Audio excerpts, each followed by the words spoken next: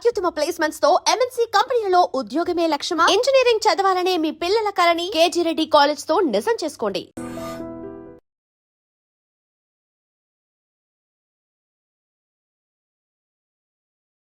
కట్టకుండా తిరుగుతురు మా ఎమ్మెల్యేలంతా కాన్స్టిట్యున్సీలలో. అందుకే అంటున్నా నేను మంత్రి పదవి వస్తుందా అని అడుగుతున్నాను. ఏం మంత్రి పదవి? నాకు మంత్రి పదవి ఈడెందుకు వస్తుంది? కేంద్రంలో అని అడుగుతున్నాను. కేంద్రంలో ఇప్పుడు ఏం ఎక్స్పాన్షన్ లేదు కదా తల్లి. తొందరలో మొన్న తీసుకున్నటువంటి ఒక నిర్ణయం ఇంటర్నల్ గా జరిగింది. మొదటిసారి గెలిచినటువంటి ఎంపీని కవిత గారు. నాకంటే చాలా మంది సీనియర్లు ఉన్నారు, 3 సార్లు గెలిచిన వాళ్ళు, 4 సార్లు గెలిచిన. ఎఫిషియన్సీ ఎవరి దగ్గర అవుతుందో, ఎవరైతే క్రమశిక్షణ కలిగినటువంటి కార్యకర్తగా పార్టీ ఏం పని చేయమంటే ఆ పని చేస్తాను. పార్టీ పిలిచి అది ఏం చేయమంటుందో ఆ పనికి నేను కట్టుబడి ఉంటాను. రేపు పిలిచి మంత్రి పదవి ఇస్తే ఇంకా వేగంగా పనిచేస్తాం, ఇంకో పదవి ఇస్తే ఇంకా పని చేస్తాం. లేదు ఇప్పుడు ఉన్నదానికి న్యాయం చేయమంటే చేస్తాం, న్యాయమే చేస్తాం. సో డిమాండ్లు ఏమి ఉండవా రఘునందన్ రావు? ఏమీ ఉండవు, సైలెంట్ గా వర్క్ చేసుకుంటూ పని చేసుకుంటూ పోతుంటే వద్దంటే వస్తాయి కవిత గారు. పని చేయని వాళ్ళకి రావు ఏం కానీ. నేను పని నమ్ముకుని పని చేసుకుంటూ పోతూ ఉంటాను. శివుడు ఆజ్ఞ లేకపోతే చీమ గారు అది నన్ను వస్తున్న దేవుడు ఏదో రాసి పంపించి ఉంటాడు, దాని ప్రకారం నడుస్తూనే ఉంటుంది journey. Either you can change my life or I can change your life. Exactly. So ఇప్పుడు జిహెచ్ఎంసీ ఎలక్షన్స్ కి సంబంధించి అవుతాయి అంటారా? ఎప్పుడుండే ఛాన్సెస్ ఉంటాయి? జూబ్లీ హిల్సే కాలేదు, జిహెచ్ఎంసీ దాకా ఎందుకు పోతారు కవిత గారు? పొద్దుగా లేచిరు ఛాయ్ తాగురు, అప్పుడే బిర్యానీ ఎట్లా తింటారు? బిర్యానీ సాయంత్రం దాకా ఎప్పుడైనా తినవచ్చు, ముందు ఛాయ్ తాగురు. జూబ్లీ హిల్స్ కానీ జూబ్లీ హిల్స్ అయినాక జిహెచ్ఎంసీ పెట్టాలన్నా వద్దా? ఇప్పుడు సర్పంచ్ పెట్టిండు కదా, ఎంపీటీసీ పెట్టిండు కదా, మున్సిపాలిటీ పెట్టిండు కదా, అట్లే జిహెచ్ఎంసీ పెట్టడా చూద్దాం. జూబ్లీ హిల్స్ ది ఎట్లా ఉండబోతుంది ఏమనుకుంటున్నారు మీరు? 100% భారతీయ జనతా పార్టీ అభ్యర్థి గెలుస్తాడు. ఎవరుంటారు? పార్టీ ఎవరిని నిర్ణయిస్తే వాళ్ళు ఉంటారు. ఓకే, దెన్ వాట్ అబౌట్ ఆ 10 గారు కూడా దరఖాస్తు చేసుకోవచ్చు. ఇంకా జాయిన్ అవ్వలేదు, అవ్వకుండా జాయిన్ పెట్టుకోవచ్చు దరఖాస్తు. ఓకే, జిఎస్టీ మీద అంత గొప్పగా మాకు సాయం చేసింది కాబట్టి నేను ఒక పేదింటి ఆడబిడ్డను నేను పోటీ చేస్తాను, మీరు వచ్చి కూడా పెట్టుకుంటే పరిశీలిస్తాం, అట్లా ఎవరైనా రావచ్చు. ఓకే, సో ఇప్పుడు 10 మంది ఫిరాయింపు ఎమ్మెల్యేలకు సంబంధించి ఏమవుతుందని అనుకుంటున్నారు వాళ్ళు? ఇంకా బీఆర్ ఏం కాదు, ఏం జరగదా? అది ఏమైతే తల్లి, సుప్రీంకోర్టు చెప్పింది స్పీకర్ ని నిర్ణయం తీసుకోమన్నది. 3 నెలల్లో నిర్ణయం తీసుకోండి, చర్యలు తీసుకోండి అంది. 3 నెలల్లో తీసుకోండి అని చెప్పలేదు, తీసుకుంటారని ఆశిస్తున్నాం అన్నది. చేస్తావా చేస్తావా అనలేదు సుప్రీంకోర్టు, చేస్తారని ఆశిస్తున్నా అన్నది. ఆశించడాన్ని ఇప్పుడు వాళ్ళు ఒక ఆదేశం ఇచ్చిర్రు, ఈయన పాటిస్తాడు, 3 నెలల్లో వింటాడు. ఒక్క ఎమ్మెల్యే కూడా పార్టీ మారలేదనే రాసిచ్చిర్రు, దాని మీద నిర్ణయం ఇస్తాడు, అయిపోయి ఇంకే అంతే. వాళ్ళు ఆదేశించారు, ఈయన చించుతాడు, అంతే. ఏముంటుంది తల్లి అందులో? ఇంకంతకు మించి ఏం జరగదు. నాకున్న పరిజ్ఞానం మేరకు అంతకంటే ఎక్కువ ఏమవుతుంది కవిత గారు? సరే, ఇప్పుడు మనం ధర్మస్థల ఇప్పుడు వాళ్ళు ఇష్యూస్ చెప్పినారు కదా, ఎమ్మెల్యేస్ అంతా రాసిన రాతపూర్వకమైన సమాధానంలో మేము పార్టీ మారలేదు, మేము ముఖ్యమంత్రి గారిని పనుల కోసం అని పోయి కలిస్తే ఆయన జాతీయ జెండా ఉన్నటువంటి 3 రంగులు కప్పిండు, అది కాంగ్రెస్ కండువ కాదు, అలా చేయి గుర్తు లేదు అన్నాడు, అయిపోయాయి. దేరెంటిసా పంచాయతీ, ఇంకేం పడైంది? సో ఆన్సర్ బానే ఉందా? సఫిషియంట్ గానే ఉంది అంటే తెలుగు గల వకీళ్ళు రాసిచ్చారు దానికి సమాధానం. గట్లా ఉండాలి కదా తెలుగు కల వకీళ్ళు కూడా. అంటేనే తెలుగు గలవాడు కదా, క్లయింట్ కాపాడుకునేటోడు వకీలు కదా, కలిసి వచ్చేట్టుగా ఉన్నది వాళ్ళకి. అంటే అడ్వాంటేజ్ ఏంటంటే అక్కడ పార్టీ కండువా జాతీయ జెండా ఉన్న కండువా 2 దాదాపు ఒకే రకంగా ఉంటాయి కాబట్టి అది వాళ్ళు డిఫెన్స్ తీసుకోవడానికి కలిసి వచ్చినట్టు కనబడ్డది. ఇప్పుడు అలా బండ్ల కృష్ణమోహన్ రెడ్డి గారు అని ఒక ఎమ్మెల్యే ఉన్నారు, గద్వాల ఎమ్మెల్యే గారు, మీకు గుర్తుండాలి. ఆయన ఒకసారి ఒక పోలీస్ స్టేషన్లో పోయి కంప్లైంట్ పెట్టిండు, గుర్తుందా కవిత గారు? ఏమని పెట్టిండు? కాంగ్రెస్ వాళ్ళు వాళ్ళ ఫ్లెక్సీలో నా బొమ్మ పెడుతుర్రని ఆయన ఎఫ్ఐఆర్ చేయించిండు. అంటే దాని అర్థమైంది కవిత గారు? ఏం చెప్పు, నాకు తెలియక అడుగుతున్నా. కాంగ్రెస్ వాళ్ళ ఫ్లెక్సీలో ఈయన ఉన్నాడు అంటే కాంగ్రెస్ వాళ్ళు వాళ్ళ ఫ్లెక్సీలలో నా బొమ్మ పెట్టుకున్నారు, తప్పుగా నా బొమ్మను పెట్టి ప్రచారం చేస్తున్నారని ఎమ్మెల్యే పోయి పోలీస్ స్టేషన్లో కంప్లైంట్ రిజిస్టర్ చేయించి వచ్చిండు. ఆయన కాంగ్రెస్ లో ఉంటే కేసు ఎందుకు రిజిస్టర్ చేపిస్తాడు? సో అంటే ఆయన బీఆర్ఎస్ అని మీరు అంటున్నారు? నేను అంటలేను తల్లి, ఆయన చెప్పింది చెప్తా ఉన్నాను, నాకేం అవసరం, నేను ఆయన వకీల్ కాదు, నాకు సంబంధం లేదు. సో ఇప్పుడు మనం ధర్మస్థల గురించి మాట్లాడుకుంటే, ధర్మస్థలలో ఏం జరిగిందని అనుకుంటున్నారు? ఎందుకని అంత మాస్ బరియల్ అనేది దేశవ్యాప్తంగా ఒక నెగటివ్ ప్రొపగండా అయింది? మన పక్కన ఉన్నటువంటి పొరుగు దేశాలను మీరు గమనిస్తా ఉన్నారు, లెఫ్ట్ వింగ్కి సంబంధించినటువంటి మేధావులన్నీ కలిసి దేశాలను అస్థిరం చేసి, చిన్న భిన్నం చేసి, పార్లమెంట్లను తగలబెట్టించి, ప్రైమ్ మినిస్టర్లు ఇళ్ళని తగలబెట్టించి, అంత నానా న్యూసెన్స్ ఎవరు చేస్తూ ఉన్నారంటే ఈ విచ్చలవిడితనానికి అలవాటు పడ్డటువంటి లెఫ్ట్ వింగ్కి అనుబంధంగా పనిచేసేటువంటి వ్యక్తులు, ద సోకాల్డ్ మేధావులు. ఎవడో పైసలు ఇస్తే వీడు ఆ మేత తిని ఏమంటారు ఆవు గడ్డి తిని పెండబెట్టినట్టు చేసేటువంటి మూర్ఖులు వీళ్ళంతా. ఆ దేశంలో ఉండి ఆ దేశాన్ని పతనాలు కోరుకుంటున్నారు. శ్రీలంకలో 3 ఏళ్ల కింద అదే అవుతుంది, 2 ఏళ్ల కింద బంగ్లాదేశ్లో అవుతుంది, 4 రోజుల కింద పక్క నుండి ఇంకో దేశంలో జరుగుతుంది. ఎందుకు జరుగుతున్నాయి ఇవన్నీ? ఎందుకు జరుగుతున్నాయి? ఎవరి వల్ల జరుగుతున్నాయి? ప్రజాస్వామ్యంలో ఒక పద్ధతి ఉంటుంది, ఎలక్షన్లకి ఓటుకి మీకు నచ్చని నాయకుడు ఉంటే ఎలక్షన్లో దించడానికి ఒక అవకాశం ఉంటుంది. ఏంది పంచాయతీలన్నీ ఎందుకు జరుగుతున్నాయి ఇవన్నీ ఒకసారి ఆలోచించరు మీరు, దయచేసి ఆలోచిస్తే ప్రజలకు అర్థమవుతుంది. హిందూ మతం మీద బురద జల్లేందుకు జరుగుతున్నటువంటి కుట్రలు కుతంత్రాలు కాకుండా ధర్మస్థలంలో ఏం జరుగుతుంది? కేరళ ఎంపీ వైపు ఏళ్ళు ఎందుకు పోతా ఉన్నాయి? ఎవరా కేరళ ఎంపీ? ఆయనకి ధర్మస్థలకి ఏం సంబంధం? ఆయన ఏ మతం మీద దాడి చేస్తూ ఉన్నాడు? ఆయన ఏ మతాన్ని పాటిస్తూ ఉన్నాడు? ఒకసారి ఆలోచించరు దయచేసి. సో అది మ్యాటర్ కోర్టులో సబ్జుడిస్ అయినప్పుడు ఇప్పుడు నేను ఎందుకంటే ఎక్కువ మాట్లాడలేను కాబట్టి కవిత గారు, నిజం కొద్ది రోజులు ఆగు, ఆలస్యంగానైనా బయటకు వస్తుంది. నేపాల్లో జరిగిన తర్వాత వరుసగా 3 కంట్రీస్లో అయింది, అవి కూడా మన నైబర్ కంట్రీస్ అయిన తర్వాత మన దగ్గర కూడా అలాంటి రివోల్ట్ అనేది వస్తుంది అనేటువంటి విశ్లేషణలు ఎందుకు వినిపిస్తున్నాయి? మీరు యూత్ బయటికి రండి, జెన్జీ మీరు యాక్టివ్గా ఉండండి అనేటువంటి నినాదాలు కూడా సోషల్ మీడియాలో ఎందుకు కనిపిస్తున్నాయి? ఎందుకంటే నేను చెప్పిన పైత్యం ఎక్కువ కనబడతాయి, మేత ఎక్కువైంది కాబట్టి కనబడుతున్నాయి. పక్క దేశాలకి వెళ్ళి వీళ్ళకి జీతం ఇచ్చేటో డబుల్ జీతం ఇస్తుంది కాబట్టి మాట్లాడుతున్నారు అంతే, అంతకంటే ఎక్కువ ఉంటుంది. వీళ్ళతో అయ్యేది ఏంది అంటున్నా, వీళ్ళతో ఏం కాదు గుర్తుపెట్టుకోరు. ఈ దేశానికి ఒక సంస్కృతి ఉంది, ఈ దేశంలో ఉన్న యువతకు ఒక ఆలోచన ఉంది. పక్క దేశాలలో జరుగుతున్నటువంటి సంఘటనలను చూసి అట్లాంటి సంఘటన జరగకుండా ఈ దేశాన్ని ఎట్లా కాపాడాలో ఈ దేశంలో ఉన్న యువతకు తెలుసు. కాబట్టి పట్టుమని 10 మంది పేమెంట్ తీసుకునేటువంటి పేమెంట్ ఆర్టిస్టుల కోసం ఈ దేశ యువత ఏదో చేస్తారని అనుకోవడం వాళ్ళ మూర్ఖత్వం. సో ఇప్పుడు బీజేపీ రాష్ట్రంలో ఎప్పుడు అధికారంలోకి వస్తుంది అనుకో? వచ్చే ఎన్నికలు ఎప్పుడు వస్తే అప్పుడు వస్తాయి. ఇమ్మీడియట్గా దానికి తగ్గట్టుగా కంప్లీట్ సమాయత్తమైనరా? ప్రజలు ఓట్లేసి ఒక పార్టీని అధికారంలోకి తేవాలని నిర్ణయించుకున్న తర్వాత కవిత గారు 1983లో ఎన్టీ రామారావు తెలుగుదేశం పార్టీ పెట్టినప్పుడు ఏముండే కవిత గారు? అప్పుడు ఏముండే తల్లి చెప్పు? 9 నెలల్లో పార్టీ పెట్టి అధికారంలోకి తీసుకొచ్చారు. Bharatiya Janata Party is a party with difference. సిద్ధాంతం కోసం, కమిట్మెంట్ కోసం అనేక మంది కార్యకర్తలు చచ్చిపోతూ సంవత్సరాల తరబడి నుంచి ఎత్తిన జెండా కోసం కొట్లాడుతున్నటువంటి కమిట్మెంట్ ఉన్న కార్యకర్తలు ఉన్న పార్టీ భారతీయ జనతా పార్టీ. దీనికి సన్నద్ధం ఏముంది కవిత గారు? ప్రజలు ఓట్లు వేయాలనుకోవాలి. 10 సంవత్సరాల టీఆర్ఎస్ పాలన చూసారు, 5 ఏళ్ళు ఉంటుందో లేదో నాకు తెలియదు కానీ 5 ఏళ్ళ కాంగ్రెస్ పాలన చూస్తారు. ఇక అప్పుడు ఎవరికి ఓటు వేయాలనుకుంటారు ప్రజలు? ఇద్దరిని చూసిన తర్వాత క్వైట్ న్యాచురల్గా థర్డ్ ఆప్షన్ మేమే కనబడతాం, మాకే ఓట్లు వేస్తారు. ఎప్పుడు ఎన్నికలు వచ్చినా నేను చర్చ మొదలుపెట్టినప్పుడు అర్ధగంట తిట్టిన వాళ్ళని, అన్నకి చెల్లెకి లేదు, బావకి మరదలకి లేదు, తండ్రికి బిడ్డ మీద కంట్రోల్ లేదు, గాళ్ళకి ఎందుకు ఓటేస్తారు కవిత గారు? కాకుండా జనాలు మళ్ళీ కేసీఆర్ రావాలని కోరుకుంటున్నారు, పూజలు చేస్తున్నారు, దేవాలయాల దగ్గర కూడా వాళ్లే కనిపిస్తున్నారు అనేది ఇదంతా ఆర్టిఫిషియల్ మూవ్మెంట్ని పైసలు ఇచ్చి నడిపిస్తారు అని చెప్తా ఉన్నాను. 100% ఆర్టిఫిషియల్ మూవ్మెంట్. వచ్చే ఎన్నికల వరకు టీఆర్ఎస్ ఏమవుతుంది, ఎట్లుంటుంది అనేది ఒకసారి చూద్దాం, కొద్దిగా వెయిట్ అండ్ సీ.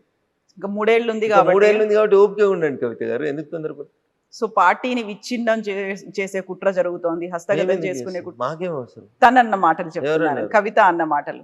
కవితను అడుగురు సమాధానం. కుటుంబాన్ని విచ్ఛిన్నం చేశారు, పార్టీని హస్తగతం చేసుకోవాలనే కుట్ర జరుగుతోంది చెప్పింది కదా కవిత. హస్తగతం చేసుకోవాలనుకుంటున్నా ఉంటుంది. హస్తం పార్టీలో అడుగురా ప్రశ్న, నన్ను కాదు అడగాల్సి. సో ఇంటర్నల్ గా జరగదా అది? బయట నుంచి అవుతుంది ఎక్స్టర్నల్ గా? ఇంటర్నల్గా ఏముంటుంది కాబట్టి పార్టీ వాళ్ళు ఉన్న ముగ్గురు అనుకున్న తర్వాత 4 బెనిఫిట్ అవుతుంది. గట్లా పిట్టపోరు ఏదో పిల్లి తీర్చింది అన్నట్టు ఉంటుంది పంచాయతీ. ఇప్పుడు వాళ్ళ పంచాయతీ అంతా గట్లే ఉంటుంది. ఇప్పుడు కవిత అనేటువంటి ఎపిసోడ్ వచ్చిన తర్వాత ఏం జరిగిందని జర్నలిస్ట్ మిత్రుడు కృష్ణ అడిగిన ప్రశ్నలకు సమాధానం చెప్పారు, జనం చెప్పారు. కవితను సస్పెండ్ చేస్తారా చేయరా ఏమనుకున్నారు మీరంటే అది ఊహించిందే అన్నారు. 90% ప్రజలు చెప్పారు. కవిత ఇంపాక్ట్ ఏమైనా ఉంటుందా బయటకు పోతే ఉండదంటే 46% మంది ఉంటుందో అని చెప్పారు. ఇక 46% మంది ఉంటుందంటే 1% ఓట్లతోటి పార్టీలు గెలిచి ఓడిపోయి జరిగే ఈ దేశం లోపల కవిత గారు 46% మంది జనం మీద ఇంపాక్ట్ ఉంటుంది కవిత మీద తీసుకున్న నిర్ణయం అంటే టీఆర్ఎస్ ఎక్కడ ఉంటుంది ఒకసారి ఆలోచించి. కాకుండా 3 ఏళ్ల కాలం ఉంది కదా, ఇప్పుడు ఆ ఇంపాక్ట్ ఉంది అనిపిస్తుందేమో. 3 ఏళ్లలో అదే కంటిన్యూ అవుతుంది అంటారా? 3 ఏళ్లలో ఈ పార్టీ 3 ముక్కలు కాదని ఎవరు మీరు గ్యారంటీ ఇస్తారా? ఇలా చెల్లెపోయింది రేపు బాగోడని గ్యారంటీ ఇస్తారా? రేపు గౌరవనీయులు సంతోష్రావు గారు బయటకు వరని గ్యారంటీ ఇస్తారా? అంతా శ్రీమంతులే అయ్యారు కదా, అందరి దగ్గర 1000 కోట్లు అయిపోయినాయి కదా. ఎవరైనా బయటకోవచ్చు, ఎవరైనా కొత్త పార్టీ పెట్టుకోవచ్చు, ఎవరైనా ఏదైనా చేసుకోవచ్చు, ఏముంటుంది. సో ఇప్పుడు మళ్ళీ బీజేపీ వచ్చే పరిస్థితులు ఉన్నాయంటారా? మీరు చెప్పినట్టుగా అప్పుడు ఎన్టీఆర్ పార్టీ స్థాపించినప్పుడు 9 నెలల్లోనే అధికారంలోకి అంటే అలాంటి పరిస్థితి ఇప్పుడు ఉందా? అంతకంటే ఎక్కువ ఘోరమైన పరిస్థితి ఉంది. ప్రజలు కాంగ్రెస్ని అంతకంటే ఎక్కువ ద్వేషిస్తారు, టీఆర్ఎస్ పట్ల అంతకంటే ఎక్కువ కోపంగా ఉన్నారు ప్రజలు. భారతీయ జనతా పార్టీ ఒకటి ఆల్టర్నేట్ కనబడుతుంది, ఎన్నికలు ఎప్పుడు వస్తాయని ఎదురు చూస్తారు. యూనిటీ ఉందా బీజేపీలో? మరి దానికోసం సమిష్టిగా పోరాడడానికి కృషి చేయడానికి ఉంది, కలిసికట్టుగా ఉంది. 100% ఉంది తల్లి. అందరం కలిసే ఉన్నాం, కలిసి కట్టుకునే ఉన్నాం, కలిసి కొట్లాడతాం, కలిసి అధికారంలోకి. కాకపోతే ఎవరికి వాళ్ళు ఇండివిజువల్ గా మాట్లాడుతున్నారు, ఎవరికి వాళ్ళు సెపరేట్ గా. కవిత మా ఇంటికి వచ్చి ఇంటర్వ్యూ చేస్తే రఘునందన్ రావు సమాధానం చెప్తాడు కానీ రాజేందర్ గారు బండి సంజయ్ గారు ఎట్లా చెప్తారు తల్లి? దీన్ని కూడా ఇండివిజువల్గా మాట్లాడుతారు. మీరు రేపు పొద్దున బండి సంజయ్ గారు ఇంటర్వ్యూ చేయరు, ఆయన కూడా మాట్లాడతాడు, అరవింద్ గారు ఇంటర్వ్యూ చేయరు, ఆయన కూడా మాట్లాడతారు. ఇంటర్వ్యూలు చేయడం వేరు, మరి- పబ్లిక్ గా మీడియా ముందు మాట్లాడడం వేరుంటది, మీడియా ముందు ఏం కార్యకర్తల మాట్లాడతారు? సమావేశాల్లో మీడియా ముందు ముందు రోజు ఏం మాట్లాడతారు? కార్యకర్తల సమావేశం అంతటి జరుగుతున్నాయి, దేశంలో అందరు ఎంపీలు పనిచేస్తారు. ఒక్కసారి నా 3 రోజులు వెనక పోయి చూడరాదు, 3 రోజుల నుంచి నేనేం పని చేసినా కనబడుతుంది కదా తల్లి. ఎందుకంటే ఊరికి అనుమానం పెట్టుకొని ఇబ్బంది పడతావు మనసులో. చూడు అట్లే ప్రతి ఎంపీకి ఒక ఫేస్బుక్ పేజ్ ఉంది, చూడు ఒకసారి ఎవరెవరు ఎక్కడ పనిచేస్తారు, ఏం మాట్లాడుతారో తెలుస్తుంది కదా. అందరం పనిచేస్తున్నాం, నియోజకవర్గాల్లో పనిచేస్తున్నాం, రాష్ట్ర నాయకత్వం బలంగా ఉంది, కేంద్ర నాయకత్వం బలంగా ఉంది, పార్టీ అధికారంలోకి వస్తుంది.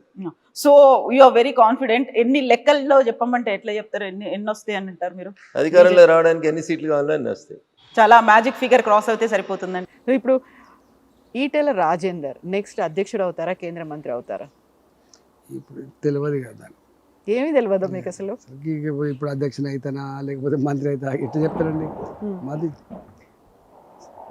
సో ప్రధానంగా రామచందర్ వచ్చిన తర్వాత కావలసినటువంటి లేకుంటే అంత పవర్ఫుల్గా ఉండాల్సినంత బీజేపీ లేదు, అంత అగ్రెసివ్నెస్ కనిపించట్లేదు, చాలా సాఫ్ట్గా ఉండడం అనేది కలిసి రాలేదు అనేటువంటి ఒక మాట ఉంది. సో అందుకని బండి సంజయ్ని మళ్ళీ అధ్యక్షుడిగా తీసుకొస్తారు, మిమ్మల్ని కేంద్ర మంత్రిగా తీసుకెళ్తారు అనే మాట. తెలియదండి, ఏమీ తెలియదు మీకు అసలు ఏం జరుగుతుంది అసలు బీజేపీలో అనేది. రొటీన్గా మా కార్యక్రమాల్లో మేము నిమగ్నమై ఉంటాం తప్ప ఏముంటుంది. మీ కార్యక్రమాల నిమగ్నం అంటే పొద్దున వచ్చింది మొదలు ఆల్మోస్ట్ బయట ఒక 50 కార్లు ఉన్నాయి, ఒక గ్రూపులుగా ఒక 6-7 గంటలుగా వాళ్ళతో మాట్లాడినారు. అయినప్పుడు మీరు మల్కాజిగిరి ఎంపీ అయినప్పటికీ కూడా హుజురాబాద్ని అస్సలు వదులుకోదలుచుకోలేదు, హుజురాబాద్ మీద కంప్లీట్ హోల్డ్ అనేది మీరే పెట్టుకోవాలని ఉన్నది అనేది. అట్లేం ఉండదండి, మేము ఒక హుజురాబాద్కో ఒక మల్కాయిరికో పరిమితమైన నాయకులం కాదు కదా. మేము జనరల్గా మొత్తం తెలంగాణ వ్యాప్తంగా ఎక్కడ పోయినా ఓ తెలంగాణ ఉద్యమకాడిగా ఉంటుంది. తెలంగాణకు ఆనాడు ప్రజలకి ఎక్కడ సమస్య వచ్చినా వాలిపోయే బిడ్డగా, తెలంగాణ సమాజానికి ఎక్కడ గింత ఇబ్బంది జరిగినా పోరాటం చేసినటువంటి బిడ్డగా మాకు గుర్తింపు ఉంటుంది. రాష్ట్ర మంత్రిగా పనిచేస్తే, మంత్రి అంటే ఒక జిల్లాకు మంత్రి ఉన్నాడు కదా, టెక్నికల్గా జిల్లాలో ఉన్నప్పటికీ కూడా తెలంగాణ వ్యాప్తంగా పరిచయాలు ఉంటాయి కదా. ఇప్పుడు బండి సంజయ్ హుజురాబాద్ నుంచి ఆయన కంటెస్ట్ చేయాలనుకుంటున్నారు నెక్స్ట్ అసెంబ్లీ ఎన్నికల వరకు, అప్పుడు ఈటెల రాజేందర్ ఏం చేస్తారు తెలియదు మరి నాకు. ఆయన అట్లా చేస్తుండొచ్చు ఆయన, మరి మీరేం చేస్తారు అప్పుడు? మీది నేనేం చేయాలని నేను నిర్ణయించుకుంటా. దానికి చాలా టైం ఉందా? టైం ఉంది కదా, చాలా టైం ఉంది కదా. ఇప్పుడు ఎందుకు, ఇప్పుడు ఇంకా 3 ఏళ్ళు ఉన్నది ఎలక్షన్స్. సో ఈటెల రాజేందర్ బండి సంజయ్ మధ్యలో అన్ని పాసిఫై అయిపోయినాయా కరీంనగర్కి సంబంధించి? ఊహాగానాలకు సంబంధించిన ప్రశ్నలకు ఆన్సర్ ఆయన ఉండదు. సో మీడియా ముందు కూడా మాట్లాడినటువంటి మాటలు, లేకుంటే కరీంనగర్ లీడర్ల మీద ఒక ఇండైరెక్ట్గా మాకు చేసినటువంటి స్ట్రాంగ్ స్టేట్మెంట్లు, కామెంట్లు, సందర్భాన్ని బట్టి మాటలు వస్తాయి కదా. సందర్భాన్ని బట్టి, అప్పుడున్నటువంటి సర్కమ్స్టాన్సెస్ని బట్టి, అప్పుడున్న భౌతిక పరిస్థితులను బట్టి, అప్పుడున్న వాడిని బట్టి, వెడిని బట్టి, జరిగిన పరిణామాలను బట్టి మాట్లాడుతుంటాం కదా. ఆనాడు మాట్లాడి మళ్ళీ ఇలా మాట్లాడేది రేపు మాట్లాడకపోవచ్చు కదా, సందర్భాన్ని బట్టి ఉంటుంది. సో అంతా కలిసికట్టుగానే ముందుకు కలిసి వెళ్తారా? తప్పకుండా అనుకుంటున్నాం. అంటే అనుకుంటున్నారు, అది కేవలం ఈటెల రాజేందర్ అనుకుంటున్నాడా? అందరి దగ్గర నుంచి కూడా అదే మాట ఉందా? అందరూ అనుకోవాలి కదా, లీడర్ అంటూ కూడా మొట్టమొదటి ఉండాల్సిన క్యారెక్టరే కలిసిమెలిసి పనిచేయాలనే క్యారెక్టర్ ఉండాలి. దానికోసం ఏం చేయాలంటారు? ఈ మధ్య కాలంలోనే విన్నది, ప్రధానమంత్రి నరేంద్ర మోదీ తెలంగాణ ఎంపీలతో మాట్లాడారు, ఆ తర్వాత ఛత్తీస్గఢ్ మిగతా రాష్ట్రాల ఎంపీలతో మాట్లాడినప్పుడు ఇక్కడ మనం అనుకున్నంతగా చెయ్యట్లేదు, ఓవైసీని చూసి నేర్చుకోండి, సోషల్ మీడియా కావచ్చు మిగతాది ఏదైనా కానీ అంతగా అగ్రెసివ్గా వెళ్ళట్లేదు అనేటువంటి ఒక మాట మాట్లాడరా? నో కామెంటా? చూడాల్సింది, నేర్చుకోవాల్సింది, ఫాలో అవ్వాల్సింది ఏం లేదా? సందర్భం అయితే చెప్తాం. ఇప్పుడు రాలేదు అసలు, ఇంకా టైం ఉందా దానికి? ఎంత టైం ఉండింది, ఎప్పటి వరకు ఉండొచ్చు చెప్తాం. సో ఇప్పుడు లోకల్ బాడీ ఎలక్షన్స్ అనేవి ఉన్నాయి, ఇప్పుడు మళ్ళీ ఫోకస్ పెట్టాల్సినటువంటి అవసరం ఉంది. ఏం చెయ్యాలంటారు? తెలంగాణ బీజేపీ ఎలాంటి పిలుపునివ్వాలంటారు? కేవలం కేంద్రం దగ్గర నుంచి వచ్చి ఇక్కడ పరిశీలకులుగా వచ్చి, లేకుంటే ఇన్ఛార్జీలు వాళ్ళు చేయాలా, ఇక్కడ ఉన్నటువంటి వాళ్ళు చేయాలా? అక్కడి నుంచి పాపం మార్గదర్శకాలు చెప్తారు, అనుభవాన్ని చెప్తారు, సపోర్ట్ చేస్తారు. చేయాల్సిందంతా లోకల్గానే కదా.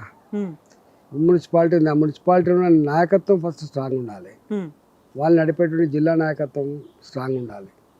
అంతే తప్ప ఎక్కడో ఢిల్లీలో ఉన్న వాళ్ళకు పాపం మున్సిపాలిటీ ఎన్నికల దగ్గరికి వచ్చి డైరెక్ట్గా ఎన్నికల ప్రచారం చేసే ఆస్కారం కానీ స్ట్రాటజీ చేసే ఆస్కారం అవసరం లేదు. లోకల్ ఉంటారు, చేసుకుంటారు. ఓకే. సో దానికోసం టైం చాలా తక్కువ ఉంది, 15 రోజులు కూడా లేదు. మీరు చెప్పినట్టుగా ఒక కలెక్టివ్గా ఉండాలి, కార్యకర్తలను కలుపుకుపోవాలి, ప్రతి ఒక్కరిని ఇన్వాల్వ్ చేయాలి. ఈ టైం సరిపోతుందంటారా? ఇది స్థానిక సంస్థల ఎన్నికలు కదా, చిన్నవి కదా. మున్సిపాలిటీ అంటే జస్ట్ 1000 ఓట్లు 5000 ఓట్ల కంటే ఎక్కువ లేవు నాకు తెలిసి. అయినప్పటికీ కూడా చాలా ప్రెస్టీజియస్గా భావిస్తున్నాను కదా. ఎందుకో అంటే గెలుపు అనేది తప్పకుండా ప్రెస్టీజ్ తీసుకుంటుంది ప్రతి పొలిటికల్ పార్టీ. ఇవన్నీ బేస్ కదా. అవును. రేపు మళ్ళీ ప్రభుత్వాన్ని ఏర్పాటు చేయాలంటే సర్పంచ్లకు గెలవాలని కోరుకుంటాం, ఎంపీటీసీలు గెలవాలని కోరుకుంటారు, మున్సిపాలిటీలా క్యాప్చర్ చేసుకోవాలని కోరుకుంటాడు. ఇవన్నీతో పాటు అవి ఉంటేనే అది తప్ప కేవలం అక్కడ మాత్రమే అధికారం ఉండి మిగతా అన్ని లేకపోతే కూడా సమగ్రమైన అభివృద్ధి కానీ కోఆర్డినేషన్ కానీ ఉండే ఆస్కారం ఉండదు. సో ఇప్పుడు ఈటెల రాజేందర్ అభిమానులతో కొంతమందితో మాట్లాడినప్పుడు వాళ్ళు అన్న మాట ఏంటంటే, ఒక రేవంత్ రెడ్డి ఒక బండి సంజయ్ కలుస్తున్నారు ఈటెల రాజేందర్ని దెబ్బతీయడానికి అనే ఒక మాట. మా అన్నకి దక్కాల్సినంత ఒక పేరో గౌరవమో లేకుంటే మనం ఇప్పటిదాకా చూసినటువంటి అవన్నీ మిస్ అయిపోతున్నాయి, కొంచెం తగ్గినట్టుగా కనిపిస్తున్నాడు మా అన్న అనే మాట. బయట వాళ్ళు పాపం మీ అభిమానులు వాళ్ళు ఏ కోణంలో చూస్తున్నారో పాపం, వాళ్ళ అసెస్మెంట్ ఏందో వాళ్ళకెరక, నాకేమైనా తెలుస్తుంది. ఓకే, వాళ్ళ అభిప్రాయాన్ని ఎట్లా చెప్పగలుగుతారు? గతంలో ఈటెల రాజేందర్ అన్నని ఊహించుకున్నట్టుగా మా రాజేందర్ అన్న అట్లుండే అంత గొప్పగా ఉండే, ఇప్పుడు కొంచెం తగ్గినట్టున్నాడు, ఏముండదు. సైలెంట్ ఇప్పుడు గట్టినే ఉన్నా, ఇప్పుడు గట్టినే ఉంటా, రేపు కూడా గట్టినే ఉంటా. ఓకే, ఏం మార్పు ఉండదు. నిజంగా ప్రస్తుతం ఉన్నటువంటి సమాజం దేనికి ప్రయారిటీ ఇస్తుంది? ఆర్థిక సంబంధాల చుట్టూ మాత్రమే తిరుగుతోంది. మళ్ళీ ఎన్నికలంగానే చాలా విరక్తి కలుగుతాను. మంచి అనిపిస్తుంది కదా, లేడీస్ కూడా ఛాలెంజింగ్ జాబ్స్ చేసినప్పుడు చాలా బాగుంటది. ట్రాఫిక్ అసిస్టెంట్స్ గా నియమించిన ట్రాన్స్జెండర్స్ అందరితో సాల్యూట్ చేయించుకుంటున్నారు. ఫుడ్ డెలివరీ ఇవ్వటానికి వెళ్ళినటువంటి డెలివరీ బాయ్ అనిల్ పై కళ్ళ ముందు